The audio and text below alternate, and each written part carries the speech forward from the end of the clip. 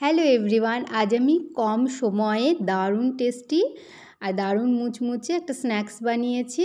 আর বানানোও ভীষণ সহজ। এর জন্য আমি ওভেনে একটা কড়াই বসিয়ে গরম করে বেশি করে সাদা তেল দিয়ে তেলটাও গরম করে নিয়েছিলাম।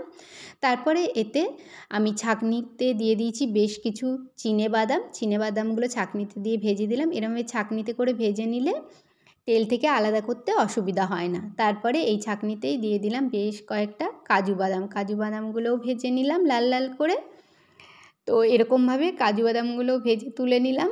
তারপরে আমি একটা সাবুর পাঁপড়ও ভেজে নিচ্ছি। আপনারা সাবুর পাঁপড় যদি বাড়িতে না থাকে অন্য যে কোনো পাঁপড় ভেজে নিতে পারেন।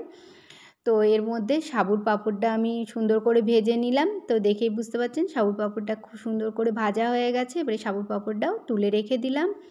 আর এর মধ্যে আমি ছাঁকনিতেই দিয়ে দিচ্ছি কয়েকটা কারি পাতা আর দুটো শুকনো লঙ্কা। এগুলো খুব সুন্দর করে ভেজে নিয়ে তুলে নিলাম। তারপরে আমি 1.5 কাপ মতো চিড়ে নিয়েছি। প্রথমে আমি প্রায় 1 কাপ চিড়েই দিয়ে দিয়েছিলাম ছাঁকনিতে। তো এরকম করে নাড়াচাড়া করতে ভাজতে অসুবিধা হচ্ছিল। তো এরকমভাবে প্রথমবারে চিড়েগুলো অনেকটাই দিয়ে ফেলেছিলাম। তো একটু অসুবিধাই হয়েছিল নাড়াচাড়া করে ভাজতে। তাও আমি ক্রাঞ্চি করে নাড়াচাড়া করে বেশ ক্রাঞ্চি মতো ভেজে নিয়ে তুলে নিয়েছি। তারপরে বাকি যে 1/2 কাপ চিড়ে ছিল সেটা দুবারে একটু একটু করে দিয়ে এরকম সুন্দর করে ভেজে নিলাম। তো এরকমভাবে সব চিড়েগুলোই ক্রাঞ্চি করে, আওয়াজে বুঝতে পারছেন কতটা ক্রাঞ্চি হয়েছে। সব চিড়েগুলোই ভেজে তুলে নিলাম একটা বড় বাটিতে।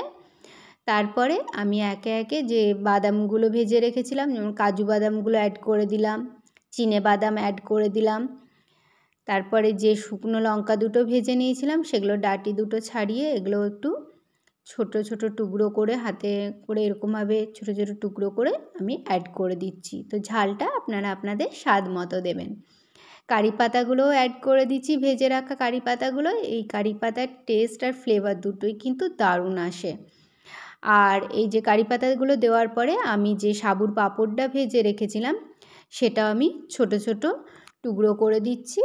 তো এরকম ছোট ছোট টুকরো করে আমি এর মধ্যে অ্যাড করে দিচ্ছি। তো সাবুর পাঁপড়ের টেস্টটা কিন্তু দারুণ আসে। আর এতে অ্যাড করে দিচ্ছি সামান্য একটু লবণ। তারপরে সব কিছুকে সুন্দর করে মিক্স করে নিচ্ছি চামচে করে। সব কিছুকে এরকমভাবে মিক্স করে নিলাম। তারপরে আমি এর মধ্যে অ্যাড করব একটা ছোট্ট প্যাকেট ভুজিয়া। তো ভুজিয়ার প্যাকেটটা কেটে আমি এই ভুজিয়াগুলো অ্যাড করে দিলাম এর মধ্যে।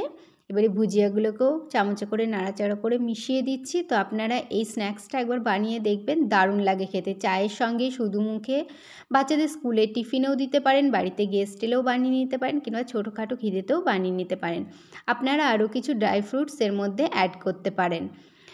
Please do like, comment, share and subscribe to my channel. Thank you so much.